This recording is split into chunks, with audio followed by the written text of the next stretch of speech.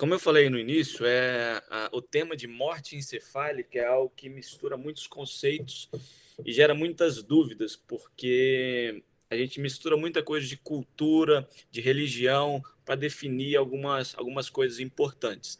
Então, primeiro eu queria agradecer aí o convite para dar essa aula. Então, vamos lá, vamos tentar desmistificar um pouco esse tema e passar alguns conceitos de forma simples para que vocês possam avaliar esses doentes de uma forma mais certeira.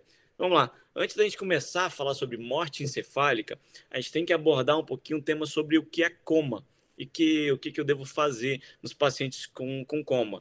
Eu já apresentei uma aula sobre coma que está no canal do YouTube, mas eu vou fazer uma breve revisão do que é coma aqui para vocês, para depois a gente entrar na aula sobre morte encefálica em si. Então, a primeira coisa, o que é coma? O que a etiologia da palavra coma vem dizer para mim? Primeira coisa, coma vem do grego coma, que quer dizer sono profundo. E aí já começa a grande dúvida, a grande confusão, porque se é um quadro de sono, pode ser, como eu consigo diferenciar o sono normal? O grande problema é que, se a gente for olhar na etimologia da palavra também, no grego tem uma outra palavra para sono normal, que é o hipnos, que aí vem a hipnose, hipnóticos, que é o sono normal. E no português nós não temos essa definição. Então, por isso que às vezes dá um pouco de confusão. Mas o coma vem de sono profundo ou sono anormal, e o hipnos vem de sono normal. E se a gente for pensar, em grego tem algumas outras palavras que se assemelham a coma. Por exemplo, come, que é cabeleira. E daí vem a palavra cometa, né? Por isso não tem relação nenhuma cometa com coma. E outra palavra, que é a segunda palavra que tem essa mesma fonética, é o coma, que quer dizer fragmentado, do grego. Então, o primeiro ponto que a gente tem que ver é isso. Sempre é importante você entender a etimologia da palavra para saber de onde veio essa formação inicial. E qual que é a definição de coma? Primeiro, se a gente vai pensar em coma, a gente tem que pensar em consciência, que é uma função cerebral que nos identifica. Isso que é a consciência, a definição de consciência. E quando a gente perde a consciência, isso vai dar o quadro que nós chamamos de coma, a perda da consciência, que nos define, que é a nossa identidade, essa função cerebral que nos define. Você perde a consciência, você tem um estado que pode ser o quadro de coma. Mas o que é coma, Igor? É um estado de não responsividade, aquele paciente que ele não acorda por qualquer estímulo e, além disso, ele não tem uma interação com o meio, com o ambiente, ele não consegue essa interação com o meio e nem com o ambiente que coloca ao seu redor. Mas se a gente for pensar em coma, ele é um espectro de uma doença. Então, existem vários espectros que ele pode variar, desde a sonolência, que é esse período que você às vezes está em algumas aulas, você está sonolento, você tem uma interação débil com o meio. Vem para o estupor e até o período de coma. Então, a gente começa a ver que o coma ele pode ir evoluindo, né, desse quadro inicial, que é uma sonolência e estupor, até chegar no coma. E existem algumas outras coisas importantes. Por exemplo, nós sabemos que lesões cerebrais catastróficas elas podem resultar em coma de irreversível, não consigo reverter. O mais importante que eu tenho que lembrar é que se existe coma de irreversível, também existem comas que são reversíveis, e esse deve ser tratado de forma rápida no pronto-socorro. E se eu pensar o que é a parte final do coma, é a parada de funcionamento, tanto do cérebro quanto do tronco encefálico. E esse cenário, que seria o último estágio de coma, eu devo classificar ele como morte encefálica. Então, o último quadro do coma é a morte encefálica. Então, a gente vai abordar um pouquinho o que é essa morte encefálica nessa aula de hoje. Primeira coisa, surge a primeira dúvida de conceitos que são difíceis da gente tentar explicar. Então, outra coisa que eu tenho que falar é que atualmente nós temos mudado, não para só falar como morte encefálica, mas também morte determinada por critérios neurológicos, que eu acho que é muito mais correto eu falar dessa forma, porque eu defino a morte com alguns critérios neurológicos, né? E eu vou definir esses critérios aqui para vocês um pouco mais para frente. Mas eu começa a surgir uma dúvida. Primeiro, o que é morte?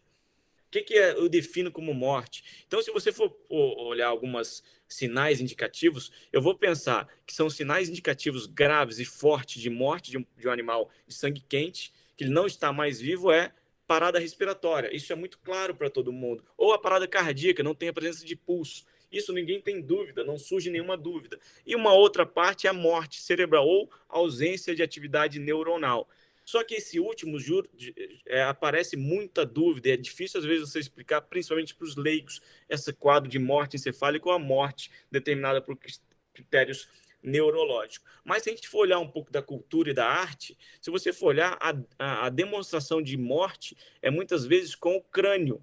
Então, já os artistas em si, de muitas épocas, eles começavam a demonstrar a morte como o crânio, ou seja, aparentemente eles colocavam uma relação direta com a função cerebral com a morte. Então, o crânio demonstrava aquilo que é a morte na cultura, na literatura e na arte. E não só isso. Se eu for pensar outra definição de morte, ela pode ser aquilo que se refere ao momento que a vida acaba. Então, a vida acabou, eu defino que é morte. E se eu vou olhar alguma outra parte dessa arte, eu vou olhar essa figura aqui. O que isso quer demonstrar para mim? Aqui eu consigo ver três coisas. Uma, essa flor que define a vida, tá me demonstrando que é a vida, o nascimento e a definição de vida. O crânio em si, que demonstra a morte, e a ampulheta do tempo, que une os dois. Então, quando a vida termina, ela inicia o que nós chamamos de morte. Então, essa que é a primeira coisa que a gente começa a ter uma grande dúvida, né, para a definição de morte. E aí você começa a falar, Igor, é quando a vida termina. E eu pergunto para você, o que é vida? Então surge uma outra grande dúvida, que é um intenso debate até os dias de hoje, né? Se eu for pensar qual é a definição de vida, ela começa a vida na fecundação.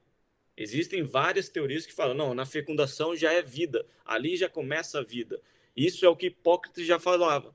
Então ele falava que ali na fecundação eu tenho todo o aparato de DNA que vai formar um indivíduo. Então a vida começa na fecundação. Isso é aceito por todo mundo? Não. Existem algumas outras. Por exemplo, 2 semanas é quando começa a vida, porque ali alguns islamitas eles acreditam que a alma vai ser incorporada à matéria e após 12 semanas do início da gestação. Então, isso que os islamitas às vezes conferem como o início da vida.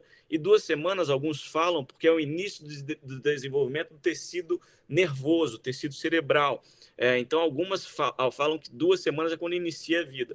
Mas não só isso. Alguns outros falam que somente com 16 semanas que o cérebro já está bem esboçado anatomicamente. Então, tem uma relação também de início da vida com o desenvolvimento do cérebro em si. E a gente começa a entender também que o aborto nos anencefálicos ele é permitido porque não há vida, porque o paciente não tem um cérebro desenvolvido. Então, para a gente definir o que é vida é extremamente difícil, extremamente ponto de extremo debate até nos dias de hoje.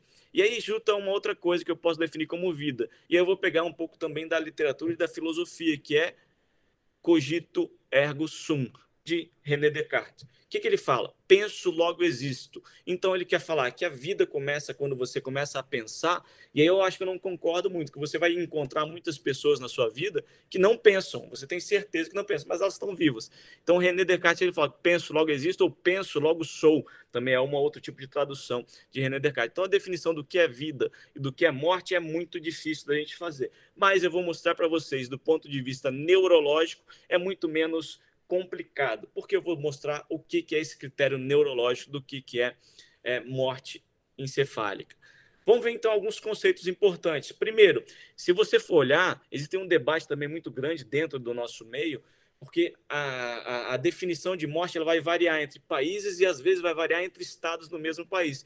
E nos Estados Unidos você pode ser definido, decretado como morto em um estado e você atravessou a linha desse estado, você não está mais considerado, não é considerado mais como morto, como morte encefálica. Então isso também gera grandes debates. Isso é um editorial de agora de 2020 que ele coloca essas ponderações extremamente interessantes. E se a gente for olhar um pouco mais para trás, as prévias, gerações anteriores, elas viam como morte com a parada cardiorrespiratória. Era o definidor clínico de morte. Mas isso mudou. Por quê? Porque nós criamos agora técnicas, eu prefiro chamar de técnicas de reanimação cardiopulmonar e o desenvolvimento de ventilação mecânica. Então, a parada cardiorrespiratória ela pode ser revertida. Então, não pode ser um critério de morte a parada cardiorrespiratória. E aí foi necessário nova definição do que é morte. Vamos seguir. Vamos pensar aí quais são como começou a morte, a definição de morte encefálica. Lá em 1959, então a gente começa a ver que algo não é tão antigo assim. Começou a primeira publicação em 1959 na revista de Neurologia em Paris, pelo professor Mollaret e Goulon. Eles falaram de coma de passé. Se a gente for olhar o que é dépassé no francês, se a gente for traduzir, é aquilo que é passado, que é antigo, já foi passado. Então, você passou aquele estágio de coma, ele começa a pensar que isso é o coma de passé ou a morte encefálica. E depois, lá em 1968, Harvard Brain Death Criteria, ele definiu o que é morte. Né? Ele utilizou a primeira vez como termo de morte encefálica. E é interessante a gente olhar no título desse artigo que ele define o coma irreversível. Essa é uma condição que é primordial para a gente pensar na morte encefálica. É a definição de um coma de etiologia irreversível. Esse é um conceito que vocês precisam saber, certo? Vamos lá. Esse aqui é uma revisão do contínuo de neurologia, extremamente interessante, do professor Rubinstein, que ele fala quais são a condição, qual é o conceito que eu devo pensar em morte encefálica. Então, é uma condição que a circulação sistêmica está preservada, mas eu não tenho nenhuma evidência de função cerebral ou de tronco encefálico. Então, o coração do paciente está batendo, ele consegue ter o sistema circulatório preservado pela automação que o coração pode ter, mas o cérebro está morto. Eu não tenho nenhuma função cerebral. Então, isso que é o critério que ele vai chamar de morte encefálica ou a morte determinada por critérios neurológicos. Isso que causa muito desconforto no leigo, porque às vezes ele vai chegar no parente que está com um quadro de coma, ele vai olhar e vai sentir que o coração dele está batendo, o pulso ele está presente, no monitor ele vê os batimentos cardíacos, mas é difícil você separar o coração do cérebro, e por isso que eu acho que é um dos órgãos mais bonitos que a gente tem, porque você, deixando o cérebro de lado, o coração ele pode continuar, mas não tem função nenhuma, porque o cérebro já está sem nenhuma função. Mas o que? Eu tenho que pensar que quando eu vou pensar no diagnóstico de morte encefálica, esse diagnóstico, ele obrigatoriamente ele precisa ser um diagnóstico definitivo e inquestionável. Eu não posso falar, eu acho que é uma morte encefálica, aí daqui a 2, 3 dias eu falo, putz, não era um diagnóstico de morte encefálica, mas infelizmente a gente já desligou os aparelhos. Então tem que ser um diagnóstico definitivo e inquestionável. Eu não posso ter dúvida no meu diagnóstico, tá certo? Vamos lá. Qual que é o conceito, então, que eu vou pensar em dar para morte encefálica, o BD é Brain Death, ou a morte determinada por critérios neurológicos? Né? Qual é esse conceito que eu vou ter? Então, qual o conceito? É a morte completa do cérebro ou a morte do tronco encefálico? Então, aí eu vou voltar com vocês um pouco lá na neuroanatomia. Ninguém gosta de neuroanatomia e a pessoa começa a ter birra da neurologia já aí. Mas esses conceitos eu vou dar para você para que você consiga entender todo o exame clínico que a gente vai fazer do paciente com suspeita de morte encefálica. Então, vamos lá. Isso aqui é um corte de uma ilustração da parte colorida, então, desse corte aqui do bulbo para cima e do bulbo para baixo. Então, daqui para baixo é a medula. Eu não vou falar da medula, a gente vai falar do encéfalo. Toda essa parte colorida eu vou caracterizar como encéfalo. E o encéfalo, ele é composto de quê? Ele é composto do cérebro, que é o telencéfalo, mais o diencéfalo, chamado também lá da embriologia de prosencéfalo. Então, telencéfalo mais diencéfalo forma o cérebro, que da embriologia ele é formado pela vesícula do prosencéfalo, certo? Então, isso é o cérebro em si. E o encéfalo é a junção do cérebro, telencéfalo mais diencéfalo, mais o tronco encefálico. O que é o tronco encefálico? São essas três estruturas. Essa estrutura inicial, mesencéfalo, essa outra estrutura que é a ponte, e o bulbo, para gravar MPB, a música popular brasileira. Então eu gravo que o tronco encefálico é formado pelo mesencéfalo, pela ponte e pelo bulbo. Esse conceito é muito importante para a gente fazer o exame clínico do nosso doente. O mesencéfalo também tem uma origem embriológica de uma outra estrutura que é chamada de mesencéfalo. E aí tem o rombencéfalo, que ele é formado pelo metencéfalo, que é a ponte mais o cerebelo, e o mielencéfalo, que é a bulbo, que é também chamado de medula oblonga. Então, a estrutura do tronco, mesencéfalo, ponte e bulbo, e o cérebro, telencéfalo e diencéfalo. Então, se eu tiver uma morte de todo o encéfalo ou uma morte do tronco encefálico, isso vai dar o meu diagnóstico clínico de morte por critérios neurológicos. Eu vou deixar para a gente abordar isso um pouquinho mais para frente. Então, vamos lá. Como eu devo fazer esses critérios clínicos que eu devo avaliar o paciente com morte encefálica? A beleza da neurologia é essa, que eu consigo tirar muitos dados somente pelo exame à beira do leito. Então, a gente consegue, fazendo o exame neurológico bem feito, eu ter critérios para eu falar que esse paciente tem uma morte encefálica. E quais são esses? Como eu consigo fazer esse critério? Nada mais é do que o exame neurológico à beira do leito. Eu vou precisar só conhecer ter alguns conhecimentos anatômicos, neuroanatômicos e conhecimentos da semiologia neurológica. Mas antes disso, eu tenho que ter um conceito importante que eu já falei aqui nessa aula, que é o quê? Eu preciso proceder antes do exame clínico, uma coisa que é ter o diagnóstico de um coma de causa irreversível. E além dele ser um coma de uma causa irreversível, ele tem que ter uma etiologia conhecida. Eu preciso saber por que esse paciente entrou em coma e tenho que falar, esse coma ele é irreversível. Essa é uma condição que ela é obrigatória para eu começar a fazer esse exame clínico da morte encefálica. E não só isso, né? O paciente, quando eu vou avaliar, ele tem que ter, ele é obrigatório não ter nenhuma evidência de responsividade a qualquer estímulo, que é uma das características do coma, não pode ter abertura ocular, não pode ter movimentação ocular e qualquer outra resposta motora que não pode ser explicada por reflexos da medula espinhal. Isso é importante porque um outro conceito que vocês têm que ter, alguns pacientes que eles estão em morte encefálica, ele tem alguns reflexos que são medulares, ou seja, abaixo do bulbo, abaixo do tronco encefálico. O tronco encefálico está morto, mas ele tem reflexos presentes que são reflexos medulares. Um dos mais conhecidos dele é chamado sinal de Lázaro, né? Qual que é esse sinal? Você movimenta às vezes a cabeça do paciente em rotação ou movimento de flexão, e o paciente vai fazer um movimento de flexão dos dois braços, como se estivesse em posição de mumificação. Então, ele faz uma flexão dos braços, e isso é apenas um reflexo medular. Ele tem uma resposta motora, mas não é do tronco encefálico ou do cérebro. Ele vem da medula. E o mais interessante, por que se chama sinal de Lázaro? E a gente vai ter que voltar um pouquinho num conhecimento até da cultura religiosa, que vem do Evangelho de São João, capítulo 11. Lá no Evangelho de São João, no capítulo 11, mostra que Jesus ressuscitou Lázaro de Betânia. Então, Jesus chegou depois de 4 dias que Lázaro estava morto, porque Marta e Maria, irmãs de Lázaro, chegaram e chamaram Jesus e ele ressuscitou Lázaro.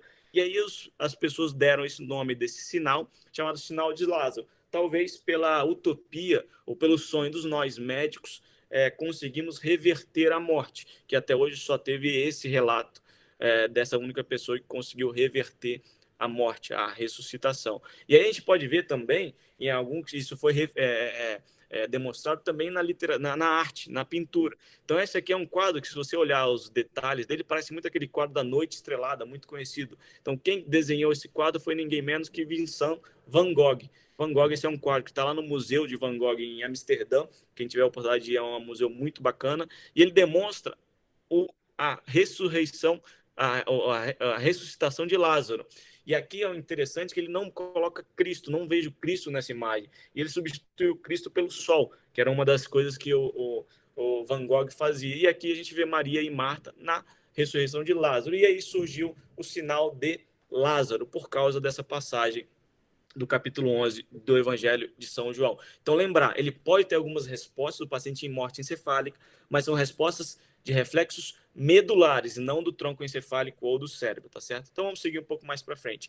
E o que mais que eu preciso ter avaliar antes de eu começar essa avaliação clínica do paciente com morte encefálica? É obrigatório que ele não tenha fatores confundidores para o meu diagnóstico. Isso é um fator que pode ser extremamente difícil de separar. Qual é o principal fator confundidor? São as drogas depressoras do sistema nervoso central. Isso é uma tabela que você vai ver qual é o tempo de depuração de cada uma das drogas que são depressoras do sistema nervoso central. Então, para eu começar a avaliar esses pacientes à beira do leito pelo exame neurológico, os critérios clínicos para definir como morte encefálica, eu tenho que ter um coma de causa irreversível e de etiologia conhecida, e além disso, eu não posso ter presença de fatores confundidores, principal delas, drogas depressoras do sistema nervoso central, tá certo? E aí sim, depois disso eu vou mostrar agora para vocês qual que é esse nosso segmento que a gente vai ter dos pacientes com morte encefálica. A primeira coisa, coma de causa irreversível e de etiologia conhecida, ou seja, eu sei porque esse paciente entrou em coma, e esse coma eu sei que ele é irreversível. É uma condição sine qua non para a gente abrir qualquer protocolo de morte encefálica e ver a morte definida por critérios neurológicos. Além disso, o que eu preciso ter? A ausência de fatores confundidores, que eu falei já para vocês, o principal delas drogas depressoras do sistema nervoso central. Esses dois são os pontos iniciais. E aí eu vou para aquela parte que é mais interessante, que eu acho que é um quadro clínico muito interessante, que você vai conseguir avaliar o doente pelo seu exame clínico, ou seja, você vai avaliar o paciente, ele está com um batimento cardíaco preservado, sistema circulatório dele está presente, mas a gente vai definir ele mesmo assim pelos critérios neurológicos que ele está morto. Como é que eu faço o exame neurológico? Então vamos lá. Eu vou ter que confirmar a ausência de reflexo do tronco encefálico. Esse que vai ser meu exame neurológico. Como é que eu faço isso? Eu faço avaliando algumas coisas do tronco. E aí eu vou ter que voltar lá na neuroanatomia. A neurologia, ela tem muita ligação com a neuroanatomia. Então você precisa ter alguns conhecimentos que não são difíceis. Eu vou tentar mostrar aqui para vocês como a gente faz isso de forma simples e didática, para tentar ficar mais fácil para que você consiga gravar esses conceitos que são importantes. Então a gente vai voltar aqui para ver o tronco encefálico. Essa é uma outra figura que a gente vê do tronco encefálico. E eu vou precisar avaliar clinicamente essa estrutura. Essa que é a ideia do exame neurológico, o exame à beira do leito de um paciente. É obrigatório ser neurologista para fazer isso? É claro que não. É só você ter alguns conceitos e ter treinamento de atendimento de paciente em morte encefálica. Então aqui, o que eu vejo nesse desenho? Aqui eu vejo o diencéfalo, então o telencéfalo eu já tirei, o cérebro eu tirei, e o diencéfalo que a gente não vai falar dele, certo? E aí vem a primeira região do tronco encefálico, que é aquele M do MPB, que é o mesencéfalo. Depois vem o P da MPB, que é a ponte, e o bulbo. São essas três estruturas que definem o tronco encefálico. Como é que eu vou fazer para avaliar o tronco encefálico do ponto de vista clínico? Eu vou ter que pensar aquilo que se origina única e exclusivamente no tronco encefálico. O que eu vou avaliar? Vão ser os nervos cranianos.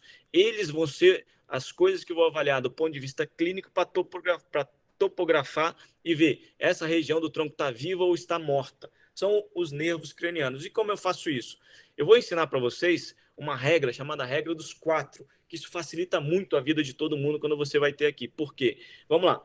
Se a gente for lembrar quantos são os nervos cranianos, espero que esse conceito vocês lembrem. São 12 nervos cranianos, 12 pares. Então, um nervo craniano para cada lado, né? E esses nervos cranianos, eles vão nascer da região crânio-caudal. Então, eles são numerados crânio-caudal, do primeiro até o 12º. Então, isso já começa a me dar uma ideia de como a topografia dos nervos cranianos, eu vou conseguir topografar também o tronco encefálico.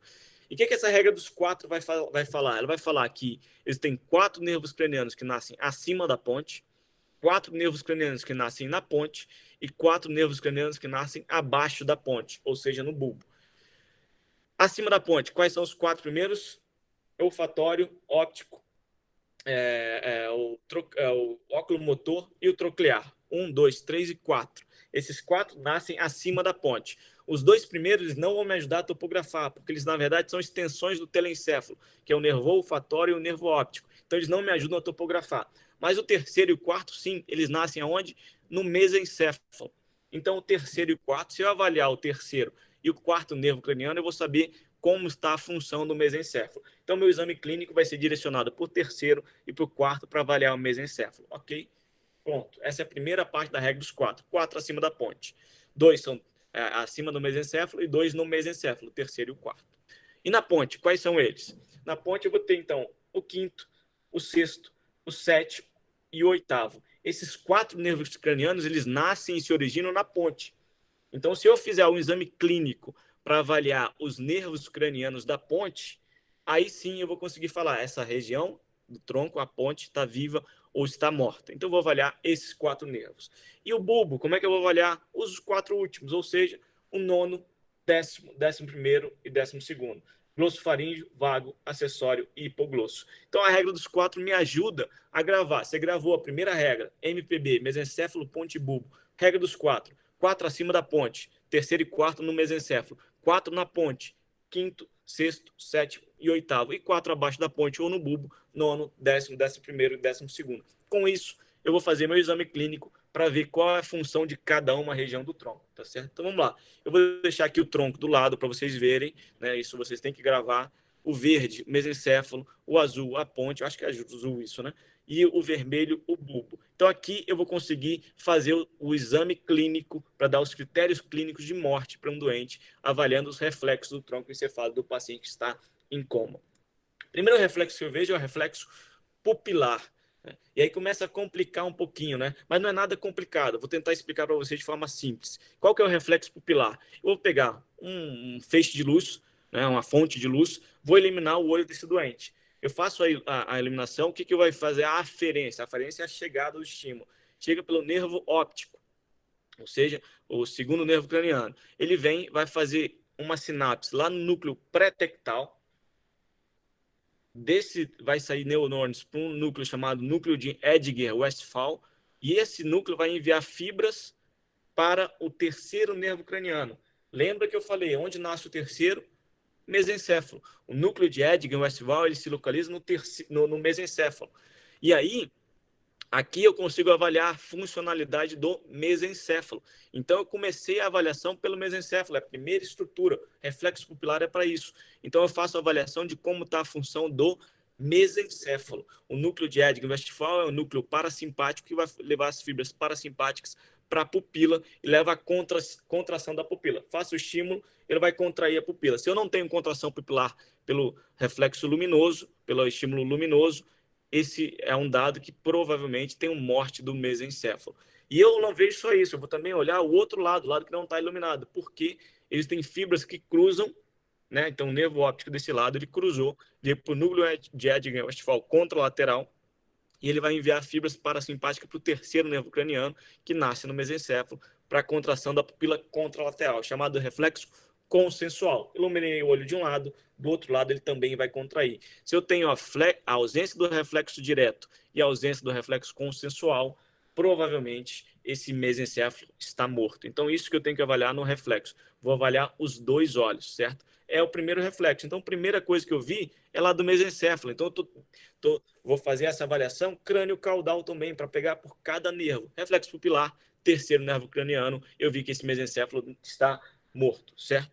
O próximo reflexo que eu vou fazer, ele é um pouco mais complexo, porque ele faz uma conexão de vários nervos cranianos. Reflexo óculo-cefálico e reflexo óculo-vestibular. Então, primeira coisa, o que é o óculo cefálico? O reflexo óculo cefálico ele vai fazer uma conexão entre o vestíbulo, dar uma posição na posição que nós estamos no ambiente, com os nervos cranianos. E aí a movimentação do meu olho ele vai depender do estímulo que eu recebo pelo vestíbulo. E, além disso, o reflexo óculo-vestibular. Os dois dão o mesmo resultado para mim, mas são formas diferentes de avaliar. Primeira coisa, o reflexo óculo-cefálico, o reflexo de olhos de boneca, né? Como é que é isso? Eu faço a movimentação da cabeça do paciente, um paciente que não está em morte encefálica, eu movimentei a cabeça, eu estimulei o meu vestíbulo. Esse vestíbulo estimulado, ele vai fazer com que os meus olhos, de forma reflexa, voltem para a posição inicial. Então, se eu estou com a minha cabeça nessa posição, girei minha cabeça para lá, meu olho vai continuar aqui, porque meu vestíbulo foi estimulado. E eu estimulo os músculos da motricidade ocular para ficarem numa posição reta. Movimentei para o outro lado, ele vai fazer a mesma coisa, certo? Então, isso é num paciente normal, que não está em morte encefálica. E aquele paciente que está em morte encefálica, quando eu faço a movimentação da cabeça, o olho dele segue a movimentação da cabeça. E é reflexo de boneca, por quê? Isso aí denota a idade da pessoa, né? Teve aquelas bonecas de pano, tem aqueles olhos que tinham uma miçanga, às vezes, dentro, e você movimentava, o olho ia para o mesmo lado que você movimentava a cabeça. Então, isso é o reflexo de boneca ou óculos cefálico. Para ficar fácil para você, vamos ver aqui como funciona. Então, primeiro no paciente normal, sem morte encefálica. Às vezes está em coma, mas não está em morte encefálica. O movimento, o olho volta para a posição onde estava a cabeça, pelo estímulo do vestíbulo, mexe os olhos pela movimentação da motricidade ocular. E aquele anormal, eu movimento a cabeça e ele segue a movimentação como se os olhos caíssem, como se fossem as missões dos olhos da boneca. Essa é o reflexo óculo-cefálico, ele pode estar ausente no paciente em morte encefálica, certo? E o reflexo óculo-vestibular vai ser a mesma coisa. Como é que eu faço o reflexo óculo-vestibular? Eu vou fazer a injeção de líquido gelado no conduto auditivo. Então, eu pego 30 a 50 ml de líquido gelado, vou pegar uma seringa, pego normalmente uma seringa de 60, e vou fazer uma injeção de forma lenta e contínua dentro do conduto auditivo. Mas antes disso, o que eu preciso ter? Eu preciso ter certeza que não tem nenhuma obstrução do conduto auditivo, então eu faço um exame otoscópio e vejo que não tem nenhuma rolha, nenhum corpo estranho obstruindo a passagem. E além disso, Eu preciso estimular o tímpano. O tímpano não pode estar perfurado para eu ter a validade desse teste. Faço a injeção de um líquido gelado. Esse líquido gelado ele é como se inibisse, desligasse o meu vestíbulo desse lado. O vestíbulo do outro lado está funcionante. O que vai acontecer em paciente que não está em morte encefálica? Esse estímulo inibiu, vai movimentar o olho para o lado contralateral, se eu estimular com líquido gelado, certo? Então, esse é o reflexo óculo-vestibular. Quais são os nervos cranianos que eu estou vendo aqui? Primeiro, se eu estou estimulando o vestíbulo, é lá do nervo vestíbulo coclear, ou o oitavo nervo craniano. O oitavo está em qual localização? Mesencéfalo, tem os quatro acima da ponte. 1, 2, 3 e 4. Depois na ponte, 5, 6, 7, 8. O vestíbulo coclear é o oitavo, então eu estou vendo a ponte. Mas há uma conexão deles com os nervos que movimentam o olho. Quais são os nervos que movimentam o olho? O terceiro, o nervo oculomotor. O quarto, o troclear, os dois no mesencéfalo. E o sexto, o abducente, na ponte. Então, esse é um reflexo que eu vejo tanto a integridade do mesencéfalo e da ponte, certo? Então, essa foi a segunda coisa. Então, eu avaliei mesencéfalo, óculo cefálico e óculo vestibular, mesencéfalo, ponte. O que mais? Eu vou descer e vou continuar agora avaliando só a ponte. Qual reflexo que eu vou ver? Reflexo corneano, ou reflexo córneo-palpebral. Como é que eu faço esse exame? Também é muito simples, não tem nada de difícil nesses exames à beira do leito. Você precisa ter o conhecimento anatômico e compreender o que você está fazendo. Qual que é o reflexo córneo-palpebral? Então eu pego uma mecha de algodão, uma gaze, e vou estimular a córnea. É o reflexo córneo-palpebral, não é a esclera, viu? É a córnea. Então eu estimulo a córnea. Quem que dá a sensibilidade da córnea? Se a gente for lembrar da neuroanatomia também, o quinto nervo craniano, que é o nervo trigêmeo, ele tem 3 divisões. E ele vai fazer a sensibilidade da região da face, por suas 3 divisões: parte oftálmica, parte maxilar e parte mandibular.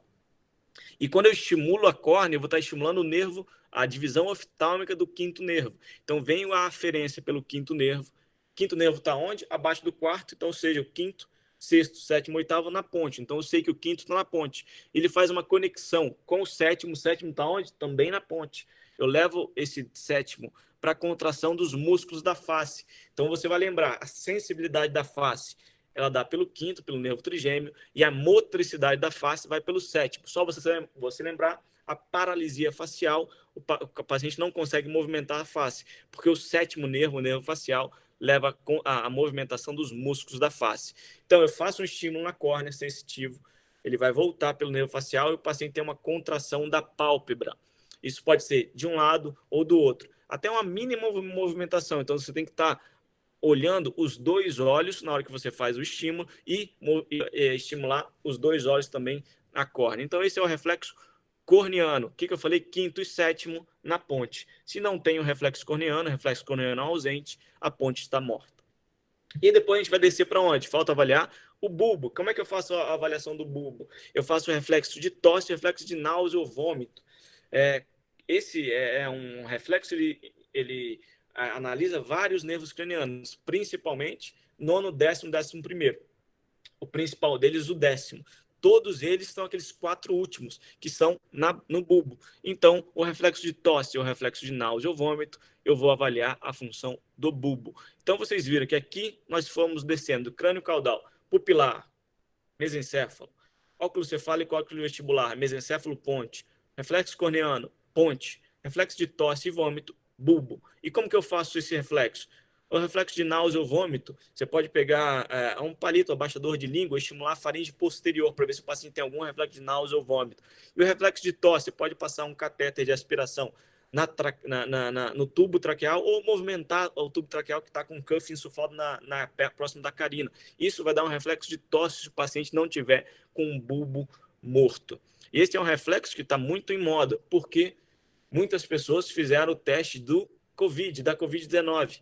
E aí você faz aquela coleta do PCR, que é extremamente desagradável. Eu, particularmente, quase morri, porque faz um reflexo de tosse e de náusea de vômito, porque estimula a sua faringe posterior. E isso pode levar a esse reflexo. Então, o lado bom é que você não está em morte encefálica, né? Que você tem o reflexo de tosse e o reflexo de vômito. Então, isso aqui eu comecei a avaliar todo o meu tronco encefálico, descendo de cada um deles. E outra coisa que eu preciso avaliar é se o paciente tem resposta motora, tanto da face quanto dos membros. Como é que eu faço isso? Na face, compressão da região supraorbitária, que passa o nervo suborbitário. Então, isso causa dor, o paciente vai ter algum esboço de dor. Sempre lembrar, se você vai fazer esse estímulo doloroso no doente, vai ter que descobrir ele inteiro para ver se ele tem alguma movimentação dos membros quando você faz isso. Na face, nessa região, comprimir a região do côndilo da mandíbula e até fazer uma compressão também da região do processo mastoide. Então, essa é como a gente faz na face. Nos membros, você vai fazer uma compressão do leito ungueal e tanto das mãos quanto dos pés. E a estimulação do externo. Você tem que fazer em todos os membros, e tanto na face quanto no tronco. Não tenho resposta nenhuma, o paciente está sem nenhum lençol, eu preciso olhar todo o doente, não tem nenhuma resposta. Isso já era suspeitado por causa do coma que ele já tem. Eu também coloco dentro do meu critério para diagnóstico de morte encefálica com critérios neurológicos. E agora, para resumir isso de uma forma geral, vamos lá, vou associar agora cada um desses reflexos com o nervo craniano que a gente estimulou e qual a localização. Então, o reflexo pupilar, vocês já gravaram, o terceiro até parece um M de mesencéfalo. O reflexo óculo-cefálico e óculo vestibular, eu vou ter aquela comunicação entre o vestíbulo coclear, o oitavo, com os nervos que movimentam o olho, terceiro, quarto e sexto. São eles que movimentam o olho, o óculo motor, troclear e o abducente. Essa é uma comunicação entre a ponte do vestíbulo coclear e o mesencéfalo. Reflexo corneano, eu só avalio a ponte, porque é o quinto e o sétimo. Reflexo de tosse, são os nervos cranianos baixos, o nono, o décimo e o 11º, principalmente, na região do bulbo. Então, com o meu exame clínico à beira do leito, eu consigo falar, esse paciente, tronco desse doente, está morto, ele não tem nenhum sintoma. Isso é suficiente? Não, eu vou precisar fazer algumas outras coisas. E agora, para revisar todos esses reflexos. Reflexo pupilar, como é que eu testo? Faço um estímulo luminoso, cada olho do paciente, e vejo se tem constrição pupilar de um olho e no reflexo consensual. Ele pode falar que o óculos de magnificação é um óculos que você coloca no olho do doente para ver a pupila de forma maior. Igor, você já usou isso? Não, eu não tenho dinheiro para comprar esse óculos de magnificação, então a gente vai só no olho mesmo. E um pupilômetro, você já usou isso também, Igor? Não, a gente olha e vê qual o tamanho da pupila. Qual o tamanho normal da pupila? Ele varia de 2 a 8 milímetros, normalmente. Então, normalmente, esse paciente em morte encefálica, ele está com o que a gente chama de pupila médio fixa. Então, o médio é entre 4 e 6 milímetros. E é um negócio muito interessante que, não sei se vocês já viram algum protocolo de morte encefálica, quando você vai avaliar esse doente, outra característica muito comum que eu vejo em todos os protocolos de morte encefálica que eu já fiz, é que o olho desse doente ele fica meio opaco. Parece que ele perde o brilho.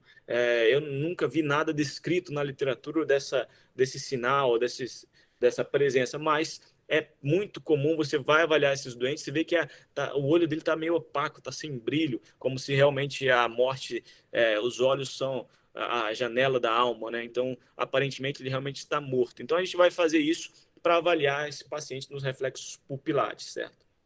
Depois, óculos cefálico, óculo vestibular. Como eu falei com vocês, você vai rodar a cabeça e ver se vai manter ou não. O óculo vestibular, você vai injetar, a cabeça tem que estar em 30 graus, e vai injetar 30 a 50 ml de água ou de soro gelado por 60 segundos de forma contínua e lenta. E sempre lembrar, tem que testar os dois separadamente com um tempo de 5 minutos entre eles, para eu inibir um lado, deu 5 minutos para esse outro lado ficar desinibido novamente e vou e estimulo o outro lado. E a resposta, não tenho nenhuma movimentação ocular. Se eu tiver alguma movimentação ocular, então você sempre tem que fazer esse teste segurando a pálpebra do doente para olhar se tem alguma movimentação ocular ou não. Sem movimentação ocular é igual à ausência do reflexo óculo-vestibular, certo? Depois, a gente vai para o reflexo corneano. É aquele simples, nada demais. Você vai ver, estimular a córnea e ver se tem alguma movimentação da pálpebra de um lado quanto do outro. Qualquer mínima movimentação. Então, não deve ter nenhuma movimentação para esse reflexo corneano estar ausente, certo? Depois, o teste da motor, então, que eu expliquei para vocês, fazer a compressão tanto da região supraorbitária, condilar, externa, dos membros com o paciente descoberto. E o reflexo de tosse e de vômito, você vai fazer o estímulo com um abaixador de língua da faringe posterior ou estimular com uma sonda ou movimentação do tubo para ver se esse paciente tem alguma tosse, algum sinal de náusea ou vômito. Se está ausente, o bulbo dele está morto, tá certo? Então, eu fiz já então, tenho certeza que é uma coma de causa irreversível e conhecida, tem ausência de fatores confundidores, e eu vi que tem ausência de resposta motora à dor e aos reflexos de tronco também estão ausentes. O que eu devo fazer? Eu devo confirmar isso. Eu faço um outro teste que é muito interessante, que é o teste da apneia. Esse é um teste muito, muito interessante. Você vai ver que a fisiologia é muito bonita desse teste. Como é que eu faço, então, o teste da apneia? Primeiro eu tenho que entender o que é o teste da apneia. Qual que é o objetivo do teste da apneia? O objetivo do teste da apneia é que você permita ou faça com que o dióxido de carbono sérico aumente. Então, ele vai aumentar porque você deixa o paciente em apneia e o pH do sistema nervoso central ele vai diminuir. Essa diminuição do pH, o CO2 aumenta, diminui o pH. Isso vai normalmente, em pessoas que não estão em morte encefálica, estimular o centro respiratório, que fica onde? No bulbo.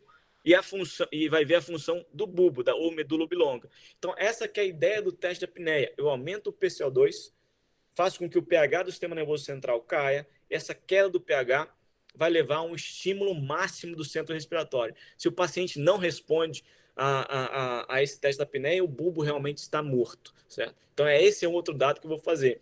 Esse é um teste que você vai levar o indivíduo a uma acidose importante. Então, eu vou falar um pouquinho mais para frente o que mudou dos protocolos atuais para os antigos por causa desse teste da apneia, que é extremamente deletério para todos os órgãos quando você faz uma acidose desse tipo. Como é que eu devo fazer? Eu tenho que ter alguns pré-requisitos. Então, o paciente, antes de eu fazer esse teste da apneia, eu coleto uma gasometria para ver o PCA2 dele está em 35 e 45, a pressão arterial sistólica tem que estar maior do que 100 e devo até usar drogas vasopressoras para manter a pressão arterial sistólica desse doente. Esse é o tipo de doente que você está fazendo morte encefálica, que se você tiver na sua UTI um paciente desse tipo, na sua emergência, no seu pronto-socorro, esse é o paciente que ele tem que ser dado prioridade máxima. E muitas vezes as pessoas esquecem disso. Por quê? Vai dar prioridade para um paciente que está com trauma grave. Não é que não tem que dar assistência para ele, mas esse paciente aqui, se você salvar os órgãos desse doente, mantendo ele estável hemodinamicamente, confirmando a morte encefálica, ele pode ser um potencial candidato à doação de órgãos. E mesmo que esse paciente, nós fechemos o prognóstico dele como um paciente que já está em morte encefálica, ele, mesmo após de morto, vai conseguir ajudar muitos outros doentes, mudar prognóstico de outros doentes, doando fígado, córnea, rins, coração, osso. Então, esse tipo de doente, você tem que lembrar que você está tentando salvar, não ele, que provavelmente ele já está em morte encefálica, já está em morte determinada por critérios neurológicos, mas você vai ajudar muitas outras pessoas se esse paciente for um candidato à doação de órgãos. E se a família assim conceder, se o paciente assim tiver dito em vida. Né? Então, você tem que dar prioridade máxima, manter a estabilidade desse doente a qualquer custo, certo? Para você conseguir fechar o diagnóstico de morte encefálica e, quem sabe, ele ser um doador de órgãos, certo? Você tem que administrar 100% de oxigênio por no mínimo 10 minutos para depois começar o teste da apneia. E aí, o que você faz nesse teste da apneia? O que é muito bacana, você desconecta o paciente do ventilador, então ele para, não tem mais respiração, você passa um catéter dentro do tubo traqueal a 6 litros por minuto e fica ali olhando. Ele tem que ser descoberto. Então, você vai olhar para ver o quê? Se ele tem alguma movimentação, algum esforço respiratório para tentar respirar, que é isso que eu quero fazer. Faço uma acidose no sistema nervoso central e vejo se vai ter estímulo no bulbo, no centro respiratório. Se ele não tem nenhum estímulo respiratório, esse bulbo está morto. Então, eu vou ficar olhando desse paciente por pelo menos 8 a 10 minutos. 10 minutos, que é o que é preconizado. E aí, você vai fazer o quê? Você vai abortar o teste se esse paciente tiver algum ou qualquer sintoma de instabilidade hemodinâmica, ou seja, pressão arterial sistólica menor do que 90 ou a oximetria cair menos de 85%.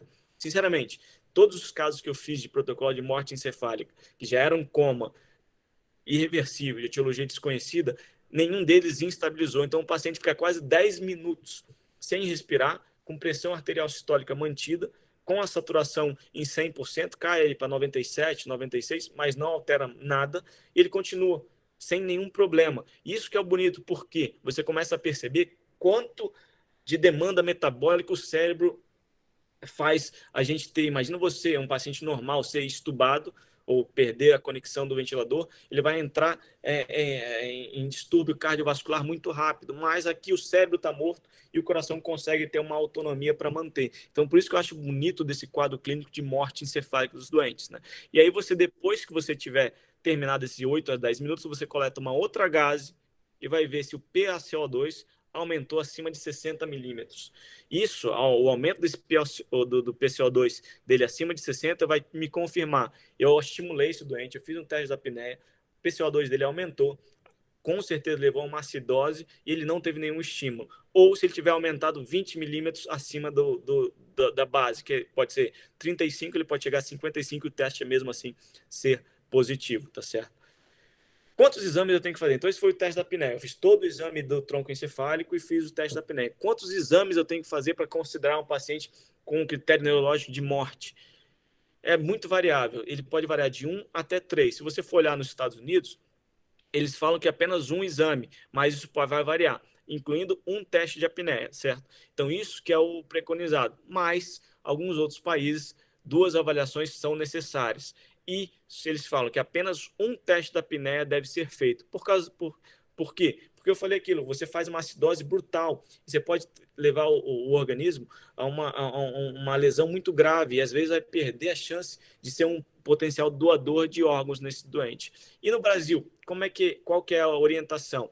Eu devo fazer 2 testes no Brasil, 2 exames clínicos do paciente. Isso vai variar da quantidade do tempo de vida que esse paciente teve. Se ele tem 7 dias completos até 2 meses de idade de vida, 24 horas entre o primeiro e o segundo teste clínico.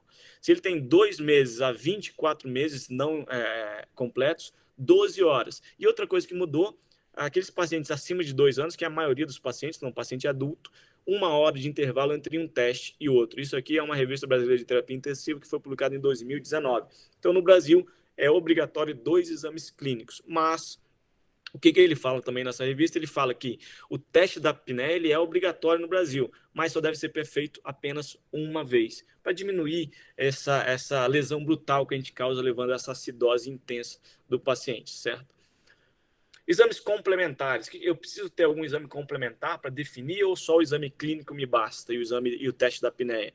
Isso também é variável entre os países. Por exemplo, se a gente for olhar, primeira coisa, o exame neurológico ele deve ser feito sempre e nunca deve ser trocado pelo exame complementar. O exame à beira do leito, vocês viram que eu consigo ter uma análise muito minuciosa do tronco encefálico. Então, o exame neurológico sempre deve ser feito, nunca deve ser trocado pelo exame complementar.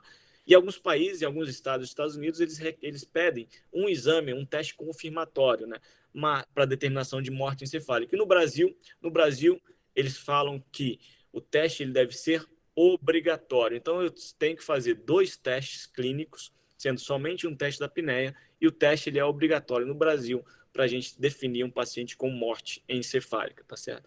Quais são esses testes complementares que eu vou fazer? Então, os testes complementares, ele pode ser um eletroencefalograma, pode ser uma angiografia cerebral. Antigamente, a gente fazia muita angiografia cerebral para diagnosticar morte encefálica.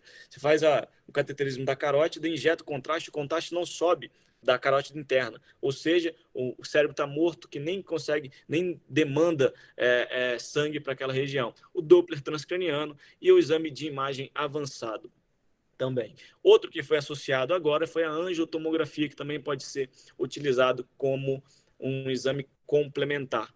Mas sempre lembrar, todos os exames complementares eles podem ter falhas. Então é muito melhor você fazer seu exame clínico bem feito, e por isso nos Estados Unidos e alguns estados, eles nem requerem, nem pedem um exame complementar para o diagnóstico de morte encefálica, certo? Estamos quase acabando, vamos lá. Dentro dessa revista, ele mostrou algumas coisas importantes que houve mudança do protocolo prévio para agora. O que é isso? Primeiro, não é obrigatório mais ter um neurologista para fazer isso.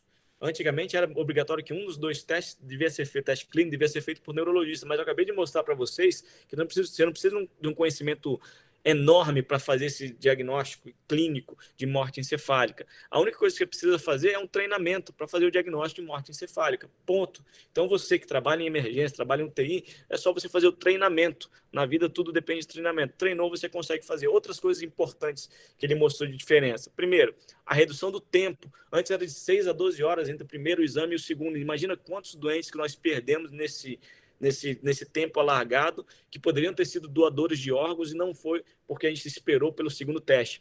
Por quê? Eles falam isso? Porque você já esperou, já tem certeza que é um coma irreversível. Então, por que esperar mais fazer um novo teste? Aqui no Brasil, a gente reduziu para apenas 1 hora. Outra coisa, eu só preciso fazer um teste da apneia. Antigamente, os dois era obrigatório fazer o teste de apneia. Agora, somente um, para diminuir essa lesão que a gente pode causar pela acidose, certo?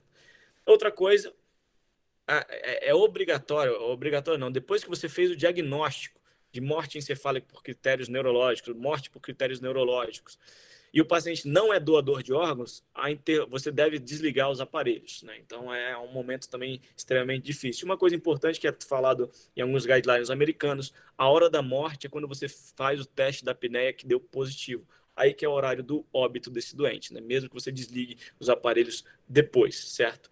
Outra coisa importante, então, como a gente tem essa relação com os seres humanos, você tem que saber qual a cultura do outro paciente, qual a cultura da família. Então, a gente vai ver que cada uma das religiões encaram de uma forma. E aqui, só para a gente lembrar, no Brasil, a maioria é católico romano, e aí eles aceitam isso com a morte encefálica, com a morte por critérios neurológicos, é normalmente aceita.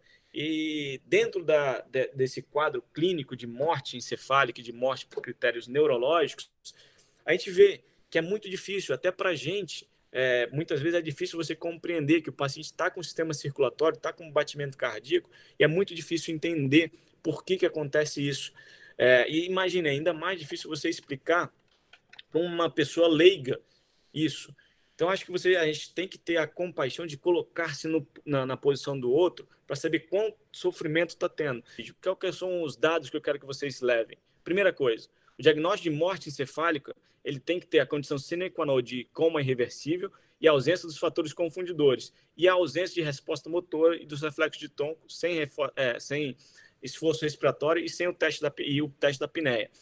Exames complementares devem ser feitos em alguns países, no Brasil é um deles, mas todos têm limitações. Nunca lembrar, sempre, que você tem que ter os fatores confundidores, tem que ser excluídos, principalmente deles, as drogas depressoras do sistema nervoso central. Esse é o principal erro na avaliação de paciente em morte encefálica, tá certo? Outra coisa importante, o conceito de morte encefálica ela é aceita pela maioria das religiões, mas tem algumas que ainda não aceitam, então isso tem que ser discutido, né?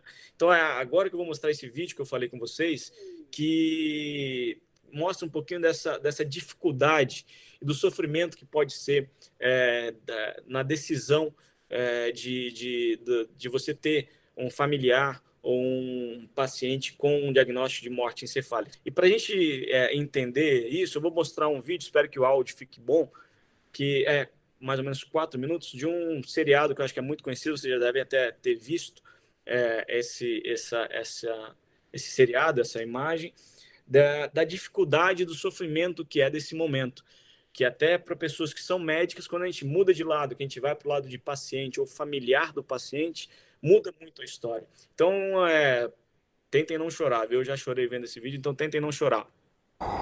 Ma'am, is this the home of Derek Shepard? It is. He's my husband. I'm afraid there's been an accident. Could you come with us, please?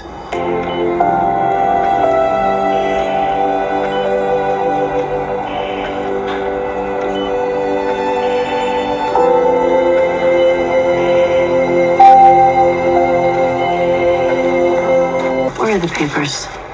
Mrs. Shepard, there's some things you need to know. Some things we need to discuss. Difficult things. I'm a doctor. Dr. Gray. I'm a surgeon, just like my husband was. I know how this works. You've waited the requisite number of hours, and now you can officially declare him dead.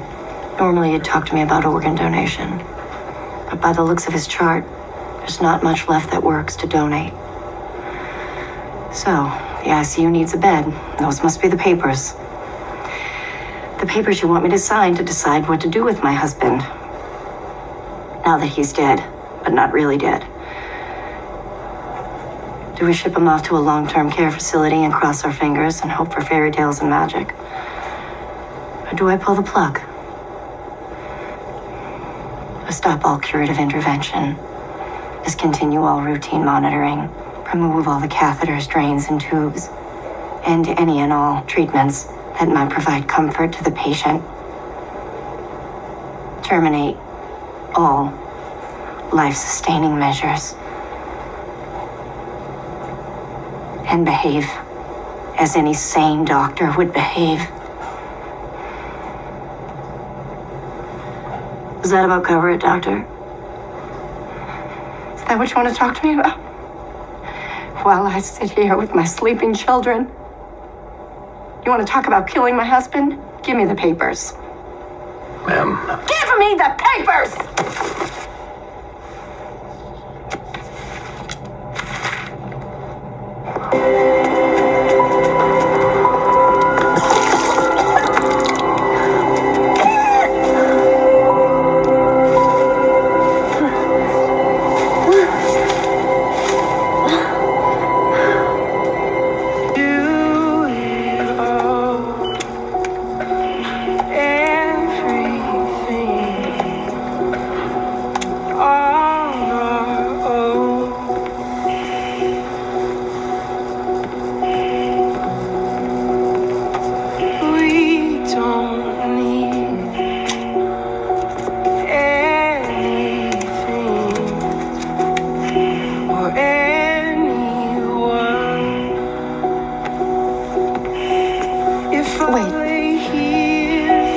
Just wait. If I just lay here, would you lie with me? Just forget the world. Derek.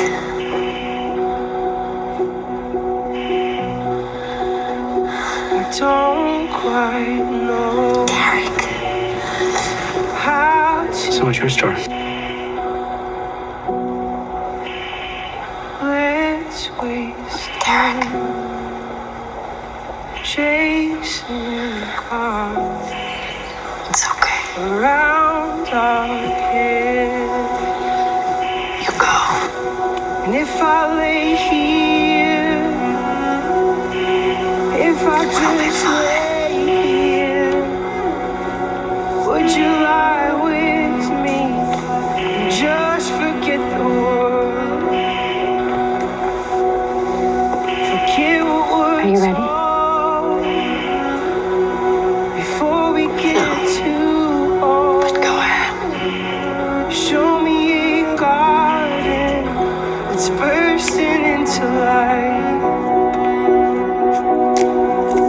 All that I am, all that I ever was, is here in your perfect eyes. You're all that I can see. I don't know. Derek, que é um personagem do Grey's Anatomy, que a esposa dele passa por essa dificuldade de aceitar ele com o diagnóstico de morte encefálica e ter que desligar os aparelhos, né? Então ela tem uma crise de choro, de ansiedade nesse momento, mas ela tem que superar. Ela, sendo médica, tem uma dificuldade muito grande. Então acho que a gente tem que se colocar na posição do outro para tentar entender quão sofrido é esse momento, para tentar abordar da melhor forma tanto o diagnóstico de morte encefálica ou a morte por critérios neurológicos e também a abordagem tanto com psicólogos, assistente social, para abordagem também de paciente com sendo possível doador de órgãos, tá certo? Então era isso. Se alguém tiver alguma dúvida e quiser mandar por e-mail lá no Instagram ou no meu site, pode mandar que eu vou tentar responder a todas elas, tá bom? Obrigado aí pela atenção de todo mundo.